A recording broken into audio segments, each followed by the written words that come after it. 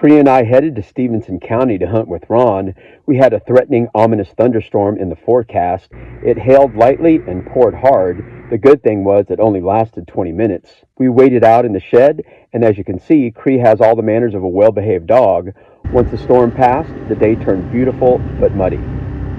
We filled one of the feeders and fixed a hog light. On the opposite side of the property, we replaced a pop-up blind on a tower stand. This is a really cool setup and would be ideal for bow hunting.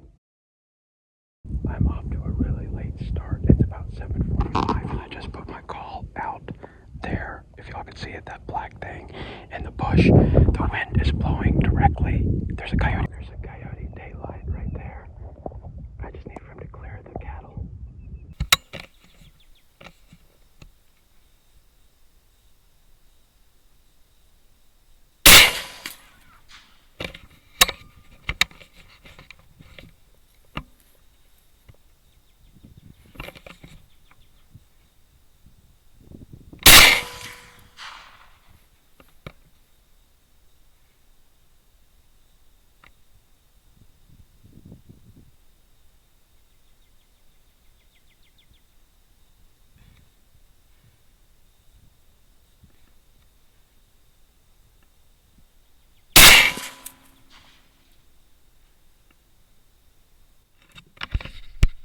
I'm gonna guess that was the first shot.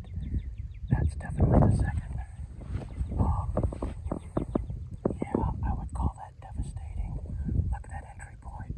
That's the exit. I typically like to wait and hear coyotes howl at sunset to get an idea of their direction.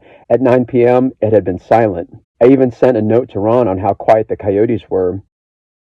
Using the same setup as the day coyote, the wind was a constant 12 to 18 miles per hour out of the northeast. I would hunt on the west fence line, not ideal, but doable. I put the Icotec Night Stalker call 80 yards to my southeast, with the speaker pointing direct east. Coyotes almost always work downwind of the call to sniff out their prey. With this setup, I was hoping the coyote would work out far enough and not scent me. I used Luna Howl, followed by Rabbit in Distress, and closed with Pup Yell. I always wait 5 minutes before grabbing my collar.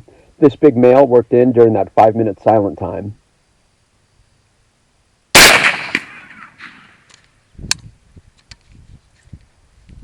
At a distance of 100 yards, this cautious, mature male hit the dirt with a perfect broadside shot and one solid thwap. Look at that. Barely any damage right there. Y'all ready to see the other side? It should be perfect. Yeah, just as I expected.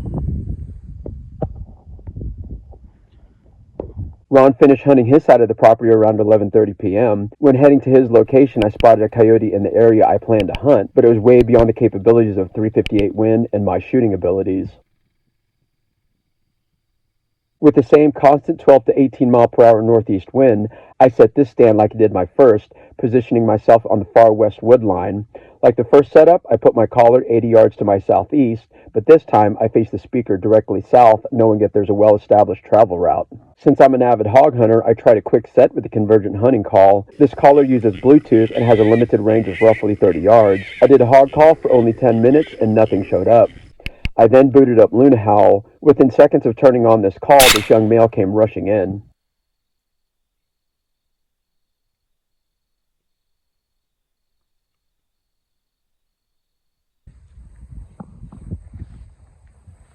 Coyote number 3.